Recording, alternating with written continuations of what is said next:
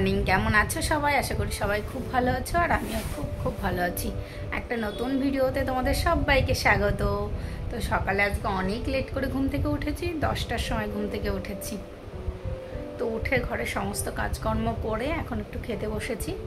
দেখো, কালকে যে প্রসাদটা নিয়ে এসেছিলাম দেখেছো তোমরা, তো ওই প্রসাদটাই আজকে খাচ্ছি। বাবানকে একটু খাইয়ে দিয়েছি, ওকে পড়তে দিয়ে এসেছি ম্যামের কাছে, তোমাদের দাদাভাইকেও দিয়েছি, আর আমিও একটু নিয়েছি। দারুণ টেস্ট হয়েছে প্রসাদ খেতে। আমার তো খিচুড়ি খেতেই খুব ভালো লাগে, আর প্রসাদ হলে তো কোনো কথাই নেই।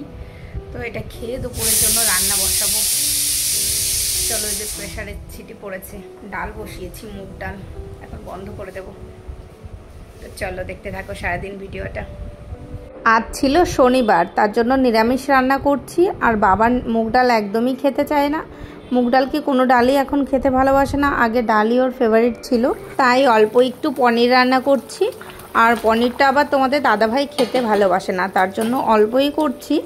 আর দেখো, 3-4টে কাঁচা লঙ্কা আমি একদম লাস্টে দিয়ে দিয়েছি। আমার প্রায় পনিরটা হয়ে গেছে, বাবান যেহেতু ঝাল খেতে পারে না, তার জন্য আমি পরেই দিই। আর মুগ ডালটা করছি পেঁপে দিয়ে। এই দেখো, আমরা এখন যাচ্ছি বাবানের গানের ক্লাসে। বাবার ক্যামেরাটা ধরেছে, বুঝতেই পারছো তোমরা, সব একটু দেখো। গানের ক্লাস থেকে যাব ড্রয়িং ক্লাসে।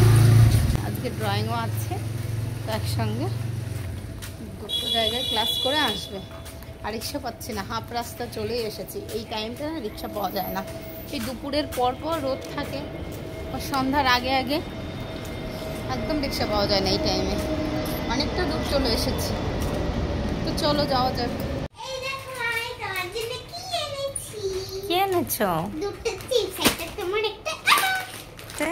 আমার জন্য চিপস নিয়ে এসছো? Thank you.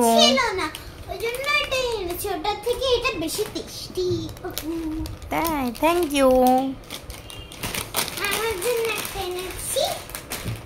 ওকে, কি ড্রয়িং করেছে আজকে?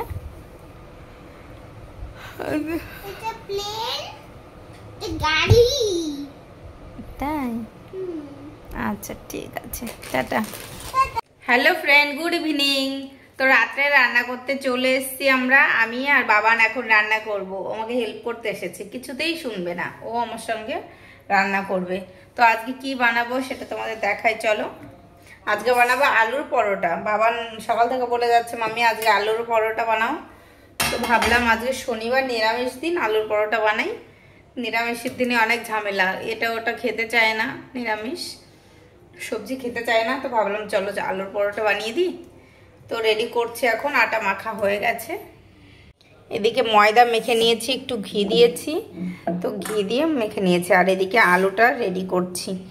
এখানে দিয়েছি ধনে পাতা, আর নিচে সমস্ত মশলা দিয়েছি, জিরে গুঁড়ো, বিট লবণ, একটু লঙ্কার গুঁড়ো, কাঁচা লঙ্কা। পেঁয়াজ দেবো না যেহেতু শনিবার, তার জন্য। তো চলো এটাকে খুব ভালো করে মেখে নিই।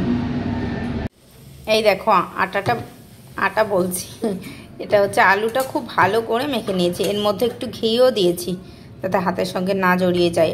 আর এটা ঘি দিলে না, বাটারও দিতে পারো, এটা দিলে খুব ভালো হয়, ফোলে ভালো। এই দেখো, আলুর পরোটার জন্য আটাটা তৈরি করছি। এই দেখো, এখন বাবান খাবে, বাবানের জন্য দুটো বানিয়ে দেব। আলুর ময়দাটা ভালো করে একটা বাটির মতন শেপ দিয়ে তার মধ্যে আলু দিয়ে দিচ্ছি। না, এটা নিচে পড়েছে, কি করব? ওখানে রেখে দাও সাইডে। এখানে আর একটা নিচে কি সরে তো ও বানাবে সব সময়। আমি যা করব, আমি আলুটা মাখছি, ও বলছে আমারও মাখতে ইচ্ছা করছে। আমি যা যা করবো সেটা করতে হবে। এটা খুব ভালো করে এটা বন্ধ করে নিয়েছি, ভালো করে বন্ধ করতে হবে, না হলে আলুটা আবার বেরিয়ে যাবে। এটা হাত দিয়ে একটু প্রেস করে করে তারপর হালকা করে বেলে নেব। দেখি সরো বাবা, ওদিকে যাও।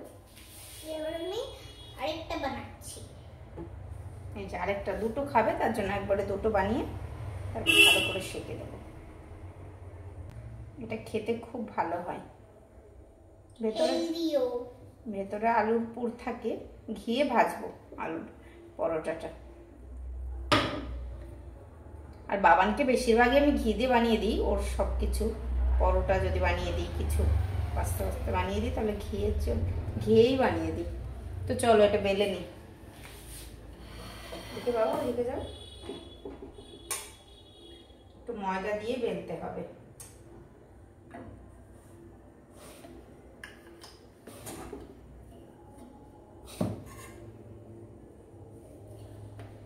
দেখে এর মধ্যে আলু ভরে দিয়েছি। দেখো তো হয়েছে, এর মধ্যে আলু ভরে দিয়েছি। এবার বেলে নাও। বেলে না বড় বেরিয়ে যাবে না তো। আস্তে আস্তে, জোরে, রুটির মতন জোরে দেবে না, আস্তে করে দেবে, তাহলে বেরোবে না। হালকা করে বেলতে হবে, রুটির মতন তাড়াহুড়ো করে বেললে হবে না, তাহলে বেরিয়ে যাবে। আমার বেলা হয়ে গেছে। আরে বাবা রে, কি সুন্দর হয়েছে। আমি একটা চলো এটা বেশি বড় করবো না, এরকম সাইজে থাক। বেশি বড় করতে গেলে এবার বেরিয়ে যাবে। আমি বানিয়েছি এটা, সুন্দর না? কমেন্ট করবে। এই দেখো একটা হয়ে গেছে, আরেকটা বেলে নেবো। ওটাকে তাও বলে। প্রথমে হালকা করে সেঁকে নিচ্ছি, তারপরে এটা ঘি দেবো।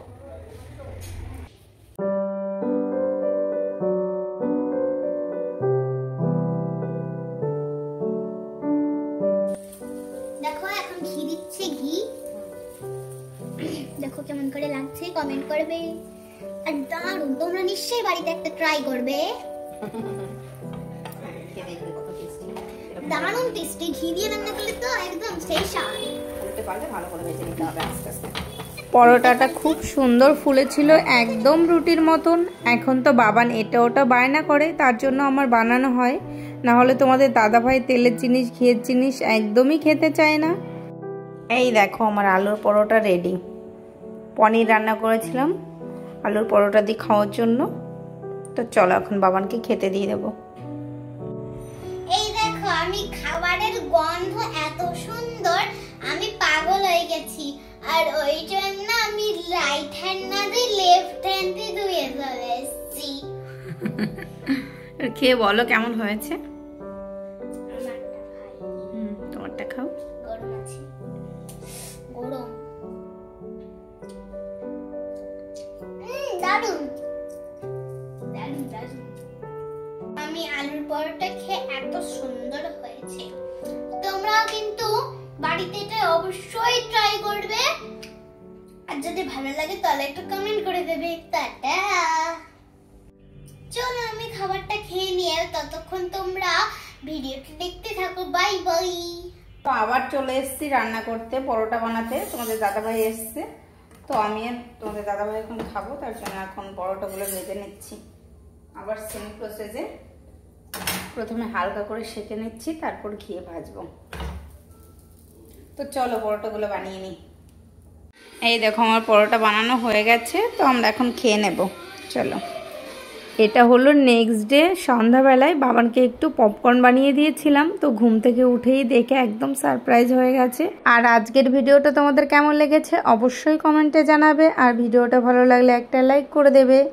আর আজকের ভিডিওটা এখানে শেষ করছি, আবার দেখা হবে নতুন একটা ভিডিওতে। বাই।